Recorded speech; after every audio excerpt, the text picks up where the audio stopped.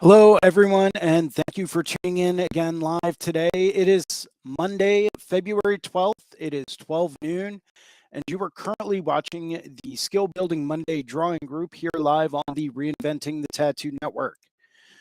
My name is Jason Leeser. I will be your host for today. And if this is working for you, please let us know in the comments and in the chat, and please tag a friend who loves tattoos. Maybe it's someone that wants to become a tattoo artist, or maybe it's someone looking to get a tattoo. Maybe it's a fine artist that, just has an interest in the art form. Tag everyone you know. We always appreciate it. And welcome to Guy Aitchison's Reinventing the Tattoo community, where tattooers, apprentices, collectors, and the curious are encouraged to join in these live streams, real world events, to share and inspire and ultimately create better art and tattoos together. With your help, we have evolved into a quality network of amazing live and on-demand tattoo and art shows that have all been receiving rave reviews. You can find Reinventing the Tattoo in both of the app stores, the Apple App Store and the Google Play Store, as well as our Reinventing the Tattoo YouTube channel, our Reinventing the Tattoo Roku channel, which has 12 to 15 different episodes going at any given time, 24 hours a day, 7 days a week, as well as all of the major podcast directories such as Apple and Spotify. Or you can do what most people do and just pull up your web browser on whatever device you're using and do a quick search for Reinventing the Tattoo, and you'll find it all, except for the book, which is still currently out of print unless you come across a copy on eBay, but that's a totally different story. But no matter where you were watching live or on demand, you can always get the latest and greatest, most up-to-date information, all available at www.reinventingthetattoo.com. You do not have to become a subscriber right away, although we do ask that you do subscribe to our YouTube channel and podcast and all that stuff, which is free to do. But you do not have to subscribe to Reinventing the Tattoo right away in order to access some great content on the website, such as a sample webinar from the Reinventing the Tattoo canon, or you can get some free advice from Guy Aitchison about your unique goals, which is always helpful to get an outside perspective. Or you can take a comprehensive tattoo history course from Jay Brown. All of those available for free at reinventingthetattoo.com. While there, you can also find access to a full event schedule with full weekly and special event live stream details, as well as access to our Reinventing 24/7 channel, which is a lot like our Roku channel. It's got 13 different episodes playing 24 hours a day, 7 days a week, as well as a whole host of professional development courses from over 20 world-class tattoo artists, such as BJ Betts, who has a 3-hour lettering seminar. Or maybe you want to tattoo skulls like Bob Tyrell. Well, guess what? He's got a whole skull seminar on there, and it's fantastic. Maybe you want to tattoo half sleeves like Andre Malcolm. Well, take a look. Andre Malcolm's got an entire koi fish half sleeve all available for purchase at reinventingthetattoo.com. Once again, if this is working for you, please let us know in the comments and in the chat, and please tag a friend who loves tattoos. We have a number of weekly staple shows we always encourage people to tune into, starting off on Mondays at 9 a.m. with Drawing for Tattooers with James Wisdom, where we get to go through and discuss basic drawing techniques and strategies, as well as other fine art principles that help us get back to our roots of being a fine artist in the tattoo world. Following Drawing for Tattooers at 9 a.m. with James Wisdom at 12 p.m., 12 noon, we have the Skill Building Monday drawing group with me, Jason Leeser, where we get to go through and really work on developing some of our skills. Whether it's working on some Procreate tips and tricks, or maybe it's working on quick little value studies or outline principles or whatever. We discuss a whole bunch of different topics here on Skill Building Mondays, so we always ask that you please tune in. Following today's show at 12 noon, at 9 p.m., we have a subscribers exclusive drawing group with Sandy McAndrew from the Reinventing the Tattoo Network, where we get to go through and cover a chapter in the Reinventing the Tattoo canon every week. And I can tell you from firsthand experience, Even though these 9 p.m. subscriber exclusive drawing groups are only available for people that have a to evolution or reinventing the tattoo canon subscription, I can tell you from firsthand experience that over the past few years that I've been doing these Monday evening drawing groups, you have seen a marked difference in the type of work that I've been creating for the better. In my opinion, these Monday evening drawing groups alone are well worth any of the cost that you might incur. It really helps you go through and work on some of your skills, really helps you push the bounds of what it is that you're doing, and can really help you take your art to a whole new level. Following Monday's live sessions on Tuesdays at 11 a.m., we have the Tattoo Weekly with Gabe Ripley, Lauren Gregory, and Jake Meeks. And that is where we get to go through and discuss any and all current events going on in the tattoo industry. Maybe it's new legislation being passed, or maybe it's new rules and restrictions or requirements. All of that and more is discussed during the Tattoo Weekly, and that's Tuesdays at 11 a.m. Following the Tattoo Weekly on Tuesdays, and on Wednesdays at 12 noon, we have the Tattoo Now show with Gabe Ripley, where we get to go through and do a deeper dive into the business side of tattooing. Maybe it's marketing or advertising or client retention, streamlining the process of getting your clients booked. Maybe it's working on travel visas. All of that and a lot more is all available during the Tattoo Weekly, the Tattoo Now show with Gabe Ripley on Wednesdays at noon.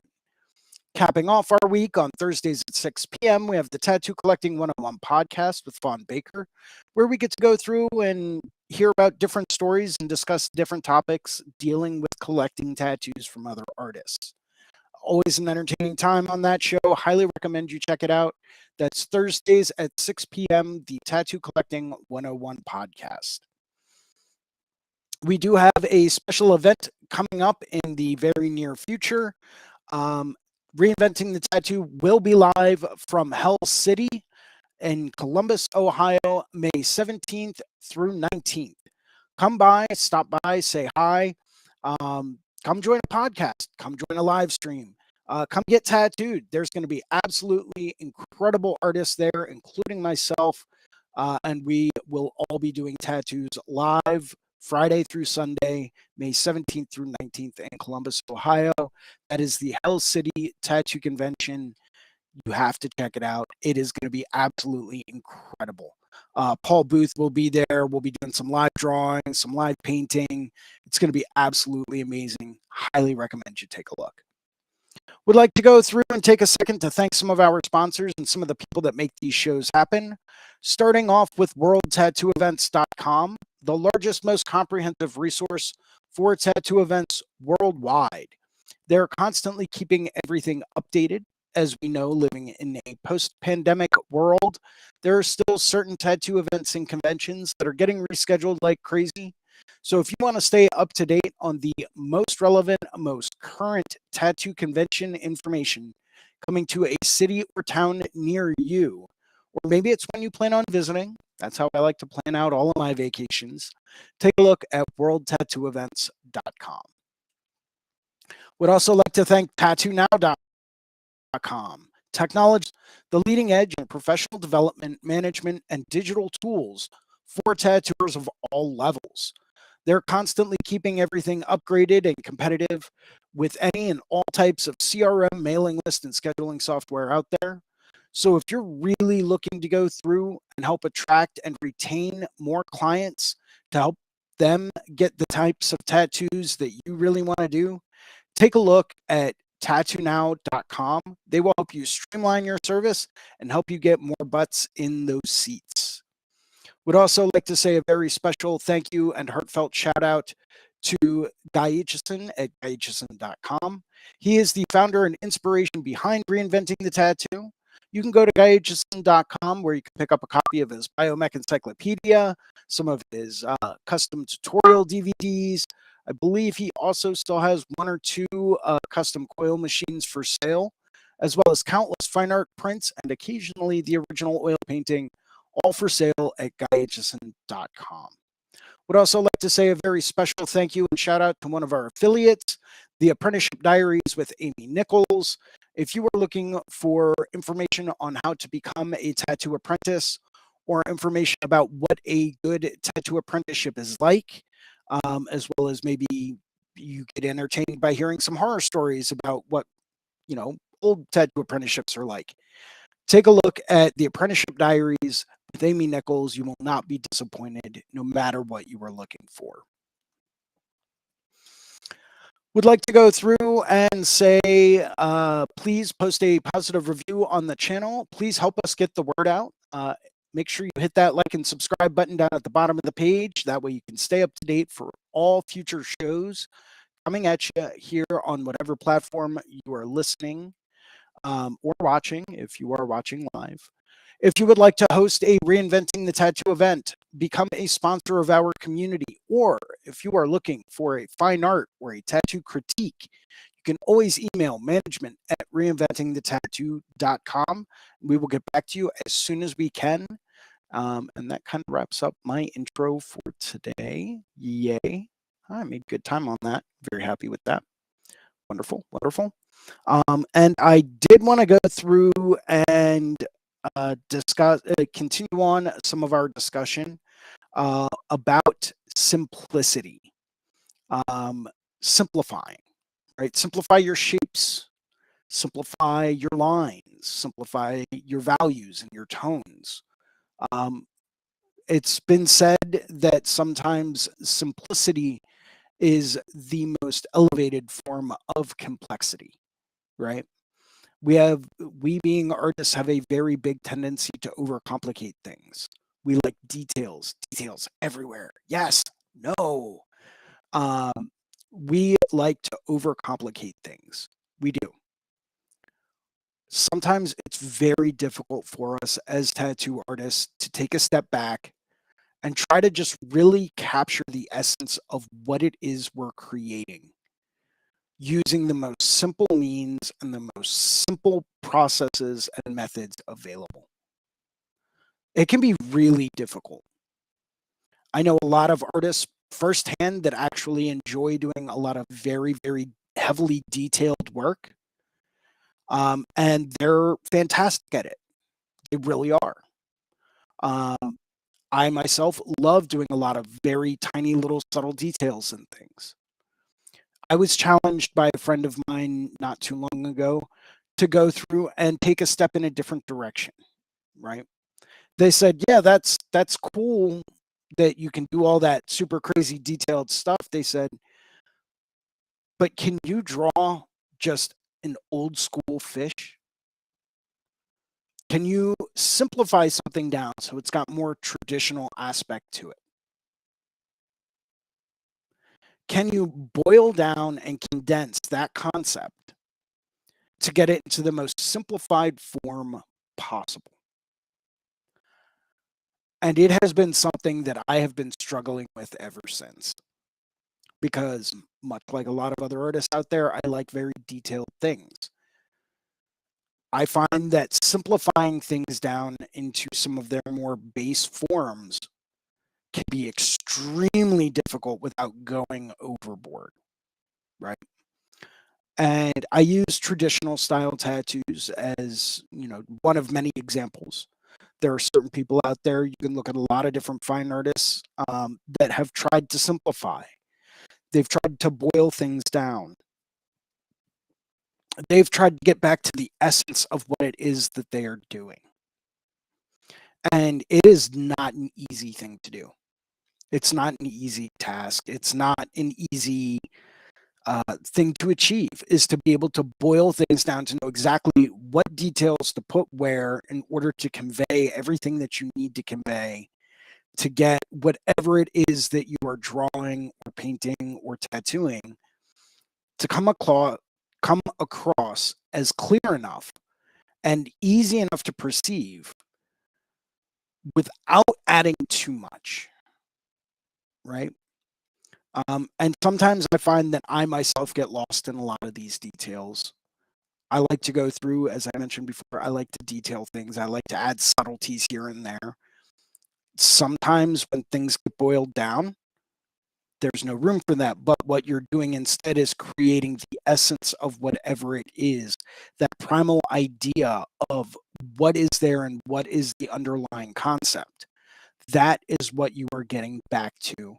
And it's challenging, very challenging. A couple of weeks ago, I asked people that might tune in and watch this show, I issued a challenge. I said, try to break down whatever your favorite subject matter is into its most basic elemental shapes: circles, ovals, triangles, squares, rectangles, maybe the occasional weird polygon in there. But try to break it down, try to condense it, and then rebuild from that. Maybe you like drawing dragons. Great. Break down a dragon that you've drawn, break it down into its basic elements, its basic shapes, and then expand off of that, right? I myself have been doing this exercise for quite a while. It's not very easy to do because it forces you to examine a lot of the things that you're drawing, right? By deconstructing and then reconstructing things, we can learn a lot about, say, perspective or alignment or proportion, right? A lot of that can very easily be picked up on. Maybe you're drawing a snake or a dragon, and you notice that, certain things aren't exactly where they should be. They shouldn't be, maybe they're not exactly parallel. Maybe you've got a weird perspective thing going on, and it's like, oh, well, maybe if I just reposition this line a little bit more like this, maybe it'll be a bit more, maybe it'll make a little bit more sense. And it'll click, and you're like, oh, yeah, I got that. Yeah, that made all the difference in the world. Now this looks a lot better. We can often come to those conclusions by deconstructing and then reconstructing and doing a lot of self-critique and examination through that. Today's focus and this show is going to be focused more on simplifying line, right? Working with line outlines, conceptual lines, accent lines, things like that. And I'm going to be diving into that in just a minute. I did want to put on some music, but I don't know. This may sound terrible or it may sound cool. I'm not sure. But we're going to find out. We'll find out together. Let's go with this. This is all AI generated, by the way, so there's no copyright infringement going on or anything like that. We'll just keep that kind of low in the background. If anyone has any comments, please feel free to drop them at any given time. I am paying attention to all of the comments and chats coming across. I'm going to go through and get some stuff together to get started working on simplifying some line. Hopefully I'm coming through all right and I'm coming through clear today. I'm not sure. I might be having a little bit of Wi-Fi issue, but if I am, I apologize sincerely for that. Sometimes I just can't help these things. I try to do everything I can to make sure everything goes off without a hitch, but sometimes technology is technology, and we all know how technology can get. It can be a temperamental thing for sure. And cool, I'll just put that there. That's not in the way. Wonderful. And let me adjust this a little bit.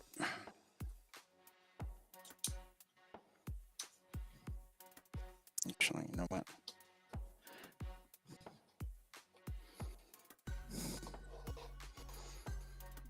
There we go.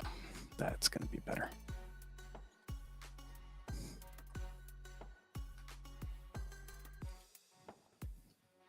Okay, so this is a dragon that I've been kind of playing around with and working on for a little while. A couple of different layers that I condensed down into one basic layer, and then just kind of turn the opacity down on that.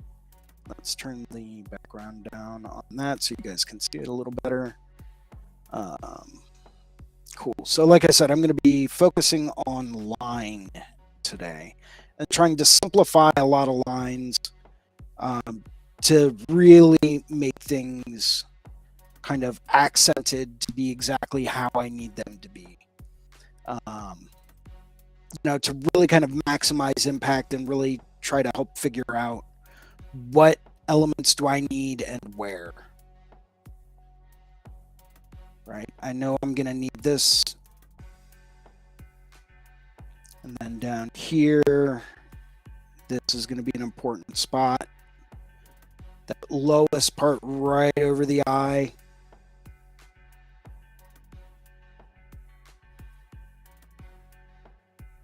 And then this. Got to make sure we do the border of the eye.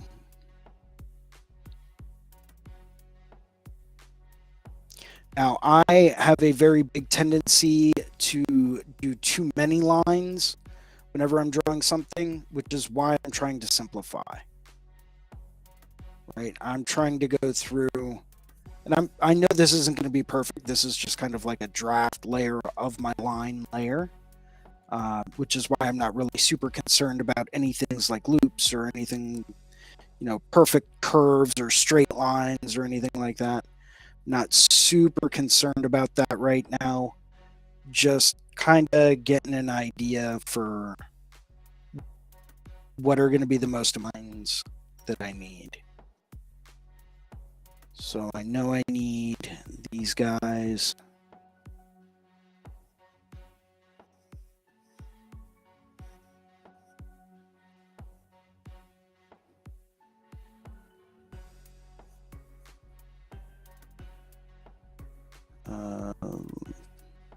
I'm going to leave out a lot of these tiny little secondary lines. Things like, let me unlock. Certain lines I have in here more as accent lines and shadow lines, like here, like right next to the eye of the dragon. Those won't be included. That won't be included as an actual line. All of this stuff in here won't be included. All of these guys up here won't be included because I'm really just trying to focus on simplifying my line work and not overcomplicating the line that I put in.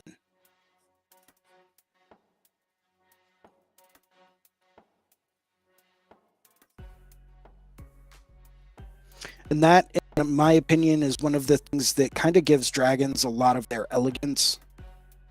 And it's something I've been coached on by a couple of different people for quite some time.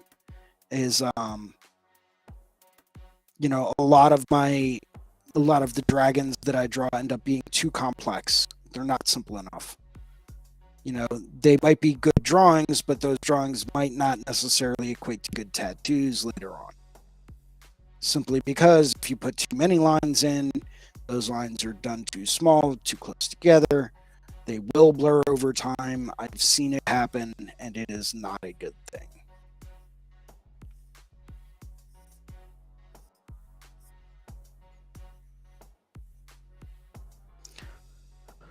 Like I said, right now, I'm just trying to go through and get the absolutely most critical lines that I need.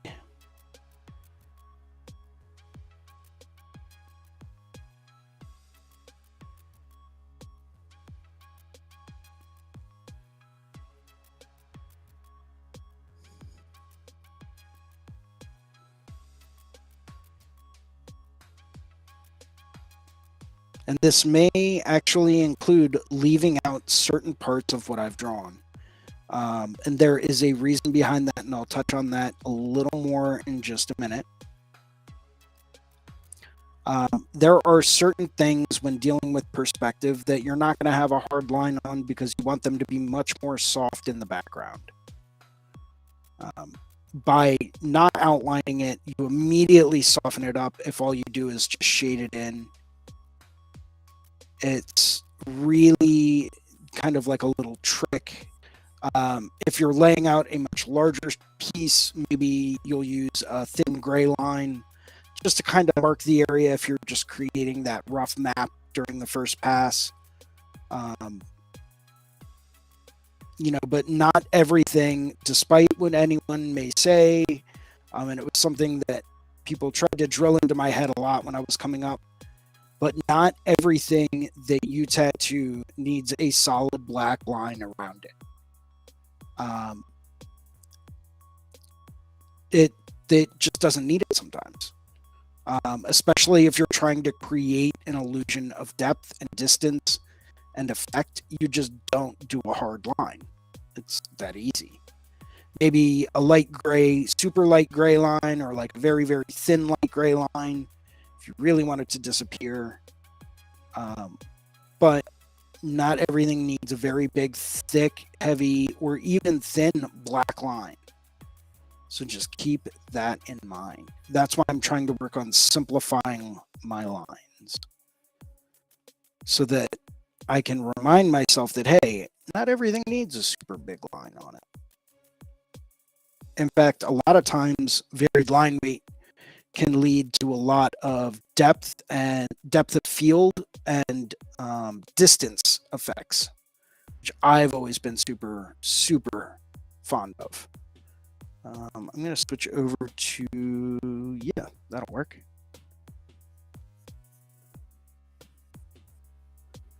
Still giving it that like little bit of a sketchy look. But I'm finding this to be a lot easier to just kind of outline with.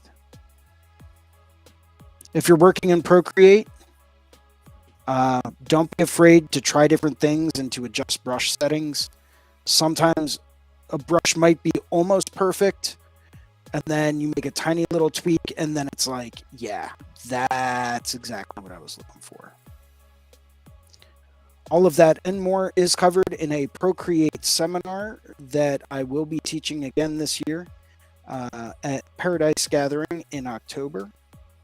So I'm very much looking forward to that. If anyone out there would like to understand the basics of Procreate and designing on an iPad or anything else like that, by all means, take a look at the Paradise Tattoo Gathering happening in Jiminy Peak, Massachusetts this year. It is going to be an epic time. I will be there. A whole bunch of other really awesome artists are going to be there. And I will be teaching seminars on Procreate and making prints and all types of fun stuff.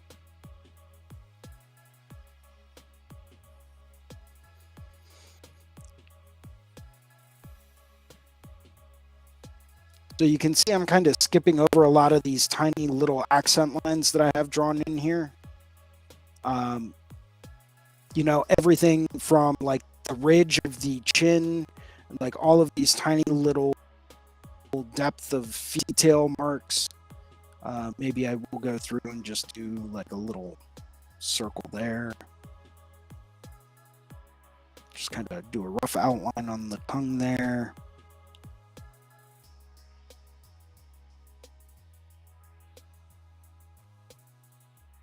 The ear needs a couple of outlines.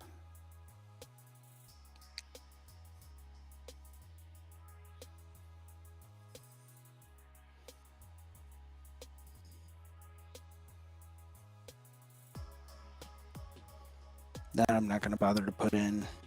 Simple, simple, simple.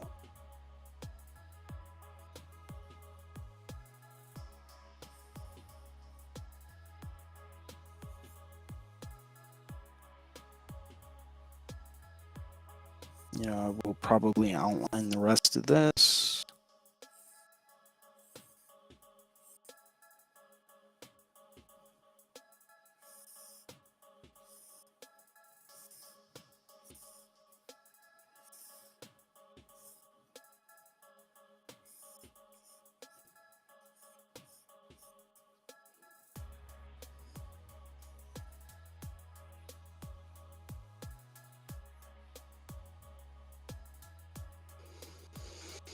So you can kind of see how just by getting rid of some of those tiny little accent lines, this alone could hold up as a dragon.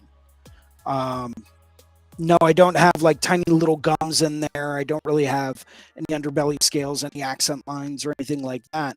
But if I were to tattoo this dragon head, it would come out totally fine, and with a little bit of light shading could really stand out and really be nice and bold and smooth, and would really work well for a more simplified, less busy, less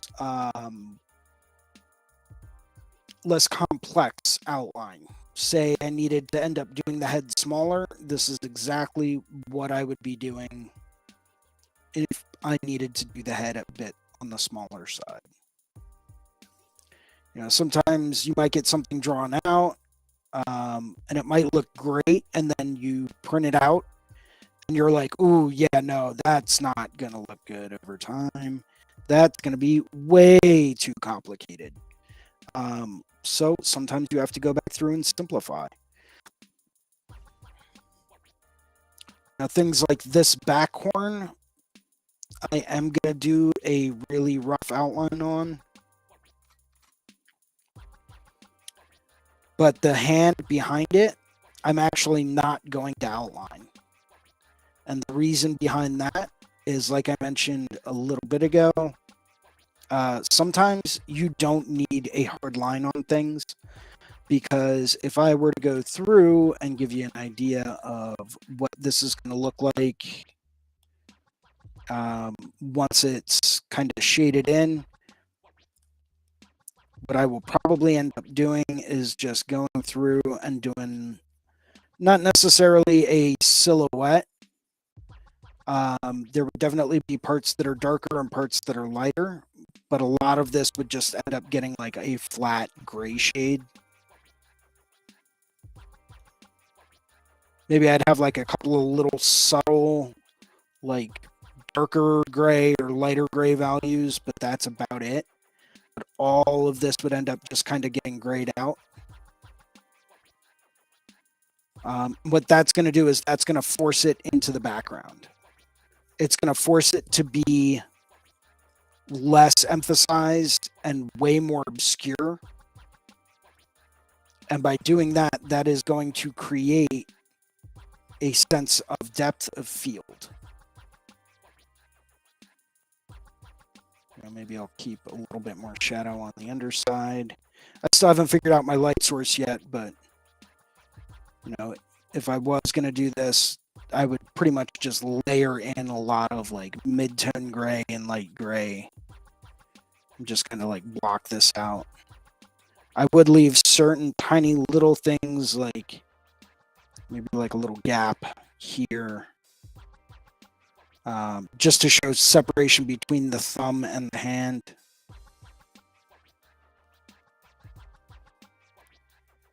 But then everything on the inside here, that would get grayed out as well.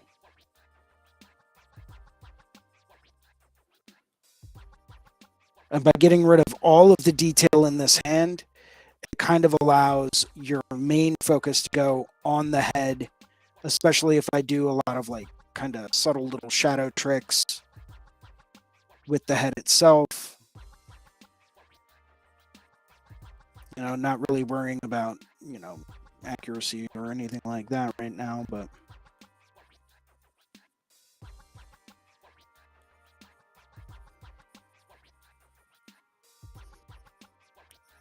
so if I go through and I do a lot of very detailed values, a lot of very detailed shadows and shading on the head, then anything behind that, I really want to just kind of be a lot more vague.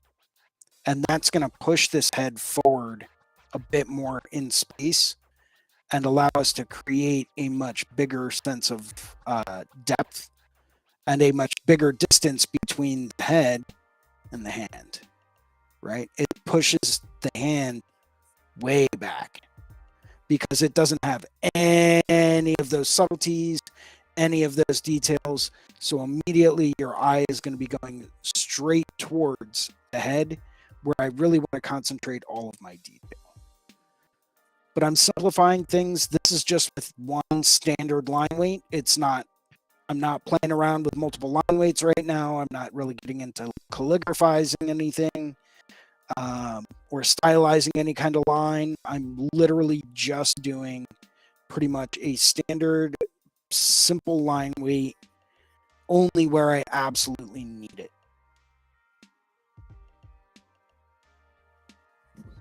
And this design could very easily be tattooed, even at a much smaller size. Say I wanted the entire head to only be like 3 inches long on a maybe four, judging from here to here, not including the horns, that would add like an extra 2-3 inches. But say I only wanted this head to be tattooed at like 4 inches, right? Well, not only could I tattoo this at 4 inches, but I know for a fact if I did just these outlines, everything would hold up and everything would look fantastic over time. If I really got into like some of the tiny, tiny, tiny little details and stuff, that's when you start to get worried about, longevity in it and how's that going to look. And, people start to kind of get weirded out by that stuff. And then they see it over time and they're like, oh, hey, can I get it touched up? And it's like, yeah. But simplify your process, simplify your lines, simplify your shapes and your values. Instead of doing a whole bunch of details on this hand, I'm simplifying. I'm going through and I'm saying, no, since this hand is further back, it's going to have 1 or 2 tones at the most. That is going to set that apart and make this one big, like, simplified shape. If I decide I want to do a detailed hand like this, in the future, I can very easily do that. Maybe I could even use the same hand and, position it differently or give it a different perspective. Maybe have this finger up here a bit more. But, for now and for this art project, I'm fine with that just being kind of grayed out and being pushed into the background. I could go through if I really wanted to and try to find a way to simplify this horn as well, because that would also make it vastly more simplified.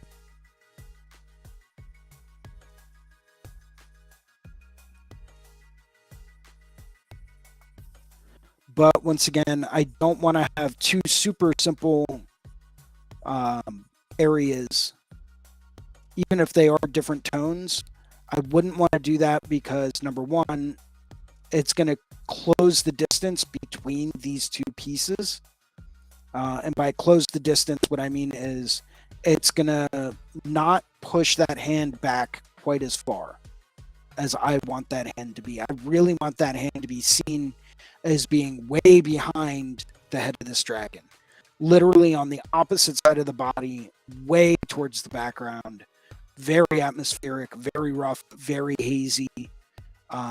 Whereas this horn, yes, it is on the back side of the head, but if I really want the emphasis to be on the head, then that needs to be on the same rough plane as the rest of the dragon's head. I can't create too much distance on that. What I could do if I was really feeling saucy, I don't know why I've been saying feeling saucy lately. I'm weird. But I could start out with like a vague tip where it would really create more distance and then get more detailed as I get closer to the actual head of the dragon.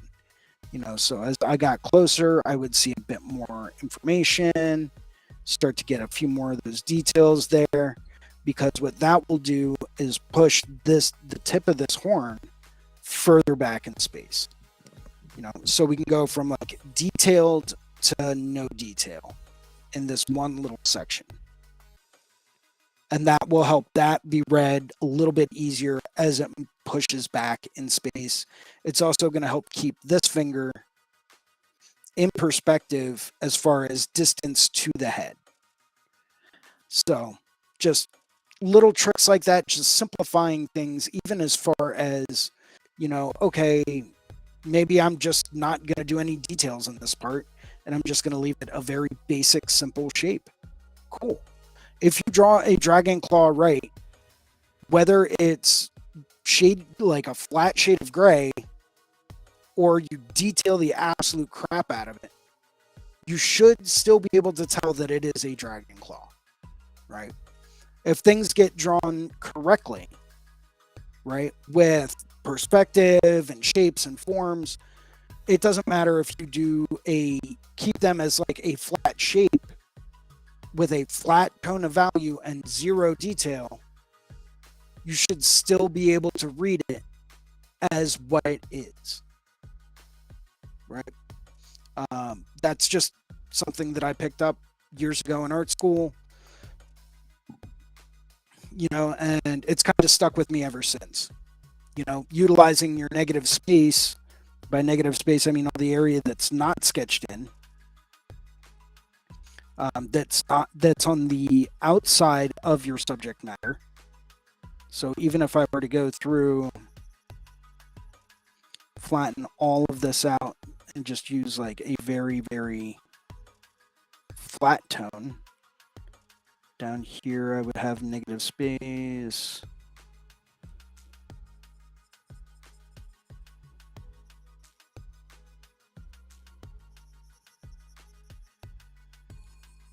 Even if I were to go through and do this, there might be certain parts that might get a little confusing. And I might, get lost, but you should still be able to tell that this is a dragon head, regardless. And this is a very quick and easy way to figure that out. Fill everything in with black. Take a look at the silhouette that's created. Maybe you need some more negative space in there. Maybe you need, to reevaluate certain things. So right now I can tell you that this area here by the eyes, that's getting lost to me. So maybe I will go back through and revisit that.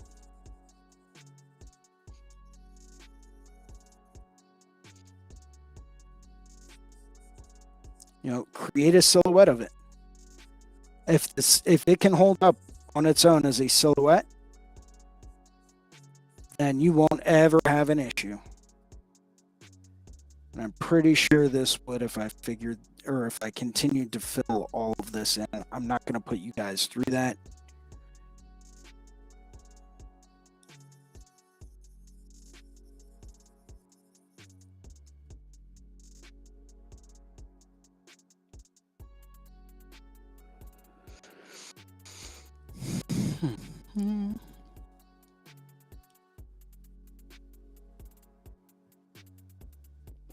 But yeah, simplify your shapes, simplify your shadows, and simplify your lines. Get it so simple and so easy to read that no one will ever have an issue mistaking it for what it is. And that's how you can really tell whether or not something is going to hold up really, really well. That's if you're working in a representational aspect and you're trying to get, a more representational kind of look. If you are going for more of an abstraction kind of a look, or if you are going for more of, any other kind of look, maybe you want to do like hyperrealism.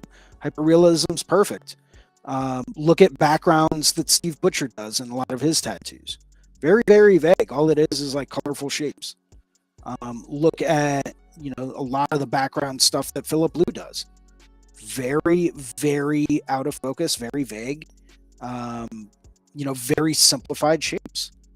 And that stuff is bold. It will hold. It will look great, 100 years from now. If anyone has any questions, by all means, please feel free to drop a message or make a comment in the chat. I am paying attention to everything, so feel free to.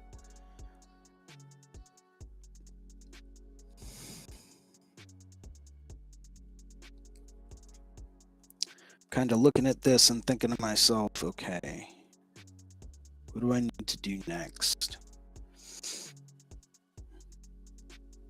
All right. Now, my goal and what I'm really kind of shooting for is to go through and kind of do a very, very dark gradient. I'll switch over to an airbrush for this one. I plan on doing a very kind of simple gradient down at the bottom, kind of fading my way up in the background to create that nice kind of flow to it. As it gets higher, it is going to get lighter.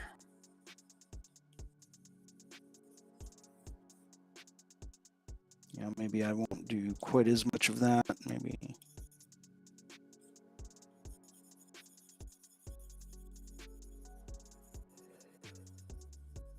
Yeah, maybe we'll just keep that kind of vague. You know, but then this way I don't have to actually like show how it fades out or where it's going to go for the rest of the body. It's just going to kind of get obscured. And that's going to give me a nice kind of trail out, so that I'm not really going to be super concerned with that moving forward. Gives it a way to kind of go through and blend things in to make things seem like they're really moving backwards and forwards. You know, if you can just kind of have it fade out, do it, it's going to look great. Especially with things like this, like mythical creatures and stuff like that, because you can always do like a little bit of a cloud and then have them reappear somewhere else. You know,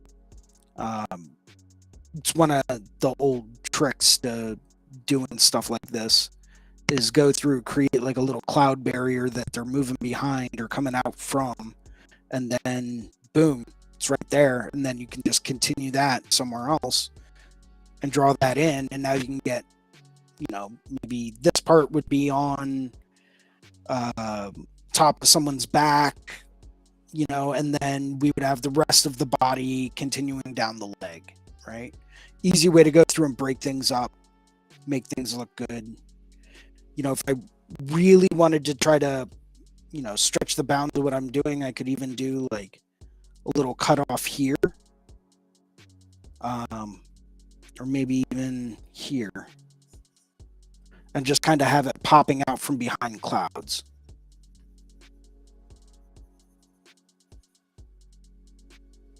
You know, that could look cool.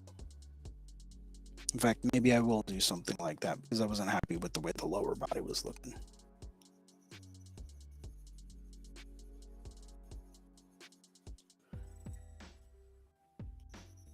You know, so all of this down here would be obscured by, say, clouds or cloud cover or whatever. And this guy would just kind of be popping up from behind a cloud. You know, maybe he's chasing something like a little bird in the distance, or, you know, maybe there's something else going on, or he's flying to something or from somewhere, and he had to go behind this cloud to get there. You know, it's just something that I look at and I see, and it could really work well in this kind of scenario. So, my 2 cents. Not that anyone needed it or asked for it, but it's there.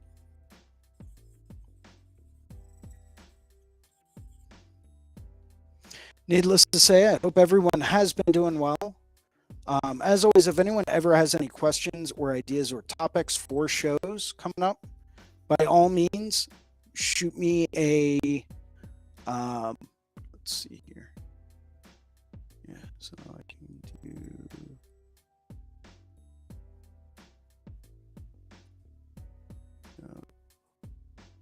there we go. You can feel free to shoot me a DM. Right up at the top of the screen is my Instagram. By all means, please feel free, go through, send me a message. on my Instagram. You can also find a link to my email, as well as any number of other ways to contact me. So please feel free to do so. If you have a question about something that I talk about in these shows, please shoot me a message, shoot me an email, let me know, and I will be happy to answer whatever questions you might have.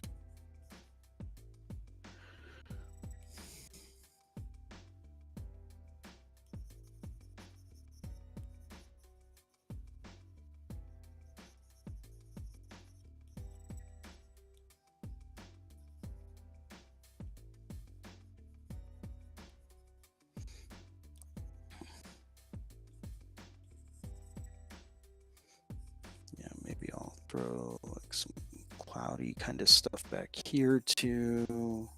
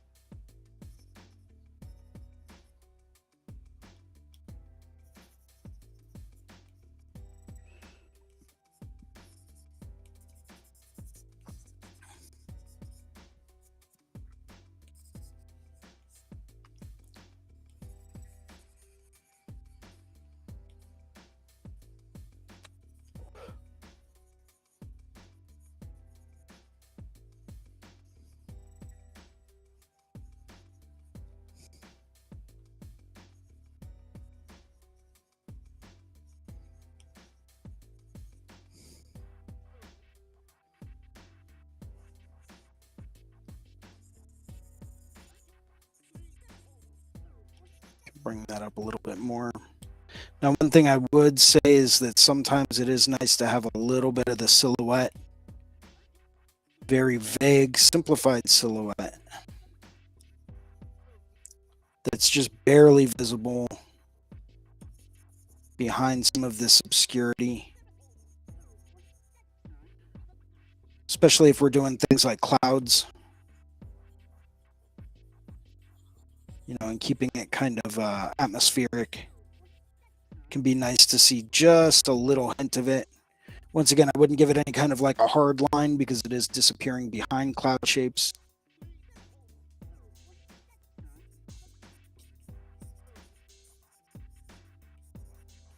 Just as like one of many different directions you could take something like this. And then that would kind of give both hands and the body and the head a bit more emphasis, especially from a compositional perspective. By what I mean is, let's do sketching. So compositionally, we've got one hand coming down this way. We've got the other one coming down this way. We've got the head and horns coming out in this direction, right? Then we've got the body taking our eye back. Now we've got cloud coverage cutting down this way. So it's creating a visual rhythm of down, over, down, over.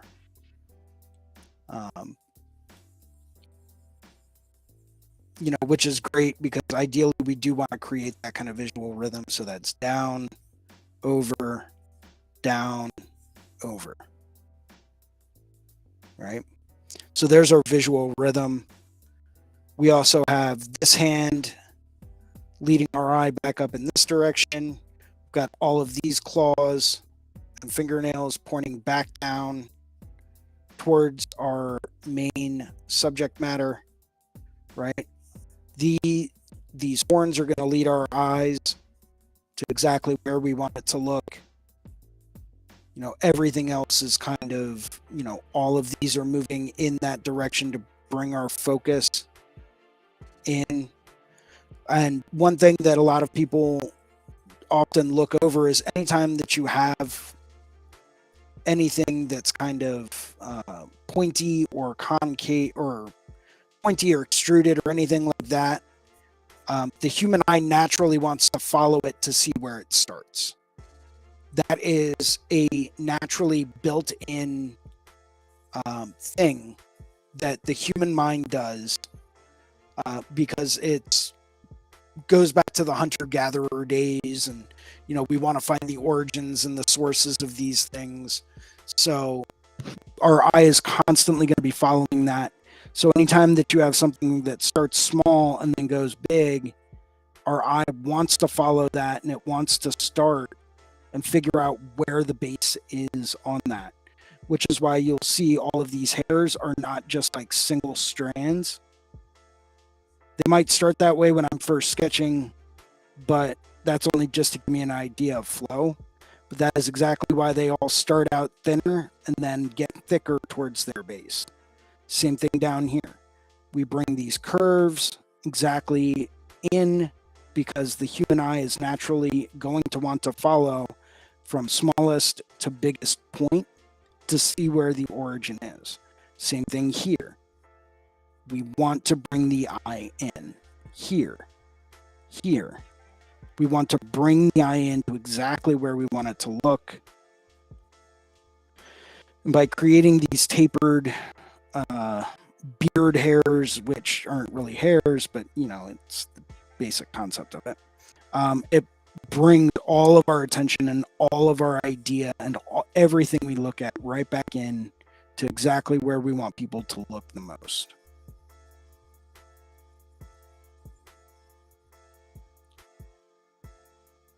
And these are just subtle things that I try to incorporate into every, drawing or tattoo that, I get the opportunity to do, especially if I have a lot of creative freedom with how I get to go through and draw things. I always try to direct the eye to one specific spot so that way people will look only at what I want them to look at, and everything else is just kind of there as window dressing. So simplify your lines. It's going to help you simplify your shapes. It's going to help you simplify everything, and a simple life is a peaceful life. So until next week, hope everyone keeps their hands busy. Hope you guys are all doing well. And keep things sketchy, keep your hand moving, and I will catch you guys back here. I actually think I'm going to be off next week. I might be. So if not, well, let me check the calendar now. So let's see. Yes, so I will actually be taking Monday the 19th off, and I will see everyone again Monday the 26th at 12 noon. I hope you guys are doing well. Keep things sketchy, keep your hands moving, and I will see everyone again on Monday the 26th. Thank you very much, everyone, for tuning in today. As always, shoot me a DM here at Philly Inc., or you can always email me, jason@reinventingthetattoo.com. Thanks very much, everyone. Hope you guys have a great day and a great week, and I will catch everyone again on the 26th. Take care. Cheers.